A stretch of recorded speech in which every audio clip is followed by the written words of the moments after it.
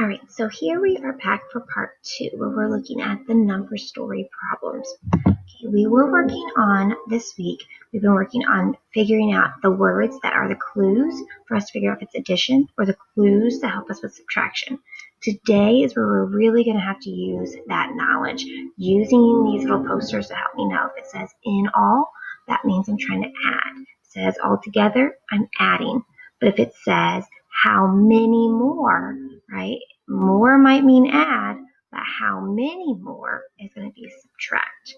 Okay, if it says that they took something away, that's subtract, right? If it has less than something, that's subtract. So these are going to be really, really important to help us. And to do a little quick check, here's a Kahoot. If you click this, it's going to take you to the challenge, and it's going to have you solve that on your own. So this is going to be a good reminder of those different clue words for you. I'm going to go ahead and model this part right here, and then you're going to work on some on your own. All right, so it says, Cachet Store sells books. In January, she sold 516 books. In February, she sold 448 books. How many more books did she sell in January than in February? So let me go ahead and use this part total diagram here. All right, so I see that it says she had January, she did this many, and then in February, she did this many. It says how many more books did she sell in January? This could be January, this could be February, and I'm trying to find the total. But really here it says how many more books. And I remember I see that right here. How many more is subtraction. If I'm supposed to subtract, can I put these two here? No, right? Because in subtraction you have to know the total. Well, what's my total here? If you're trying to figure out how many more, it says how many did she sell in January than in February. So January here is going to be my big number. So I've got 516, and in February she only had 448. So we're trying to find the difference here. This is where the part total diagram can get confusing, kind of like what we looked at yesterday. Okay, so we're trying to figure out, this is my big number, and this is 1 month. What was the difference, right? If you just have to subtract, right, that difference. So I'm going to change my color to make it a little bit easier for me to see. So I'm trying to find the difference here. 516 minus 448. So I'm going to write that here. Write my number model minus 448. And what really helped me here today to make sure that I was subtracting, not adding, my little charts over here, right? So this was helpful, but really I didn't know how to fill it in until I looked at these diagrams. So you're not always going to have these diagrams, so it's important to make sure that you learn these words. So I've drawn the part total diagram. I used the clues from the story to help me. I wrote my number model.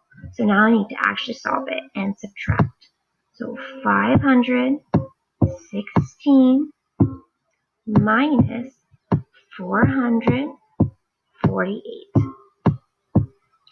This is very similar to problems on Evaluate. Okay, so this is going to be important that we practice these, because when you see them on Evaluate, you want to know what to do. All right, so here we go. 6 minus 8. All right, if I have 6, can I take away 8?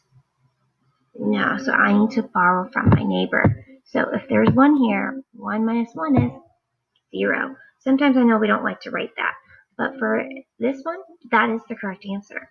All right, so if I took 1 from here, I have to add 10 here. 10 plus 6 is 16. And 16 minus 8, 8, 9, 10, 11, 12, 13, 14, 15, 16. My answer is 8, because 8 plus 8 is 16. Now I know some of you already know these numbers as I'm subtracting. Hopefully you were like automatically in your brain saying 16 minus 8 is 8, because 8 plus 8 is equal to 16. I'm going to keep showing you by counting, just so that those of you who don't feel comfortable with that know and can see what I'm thinking. All right, so 16 minus 8 is 8. All right, so now I'm at 0. 0 minus 4. Is it 4? No. If I have 0, can I take anything away? No, I don't have anything to give, so I need to borrow from my neighbors. I'm going to take 1, which makes that 4. And I'm going to add 10. 10 plus 0? Well, that's 10. So 10 minus 4, let me count 4. 5, 6, 7, 8, 9, 10. Right, my answer is 6. And that makes sense because 6 plus 4 is 10. All right, and then 4 minus 4, well, that would be 0. So my answer should be 68. Okay, so I'm going to write, I don't have to write that 0 here. My answer, I'm going to write 68. In my number model, I'm going to put my question mark because I wasn't sure what the answer would be. And what am I counting by here? I'm counting by how many more books did she sell? So it's 68 books.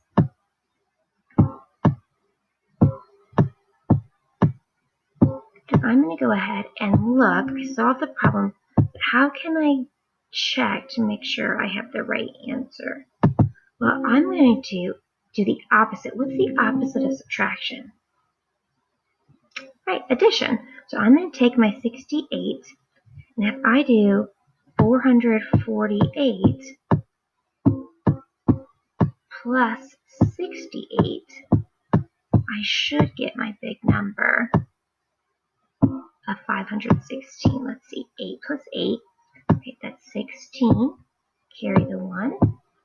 4 plus 6 is 10, plus 1 is 11.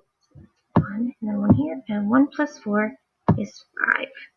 All right, did I get 516 like I had here? Yes. So that's another way to check your work, to make sure you have the correct answers. So I'm going to have you guys practice a few more problems that are very similar, okay, on these pages. And then again, this is going to be the big one that I want to make sure that that you see. Make sure you're using these anchor charts here.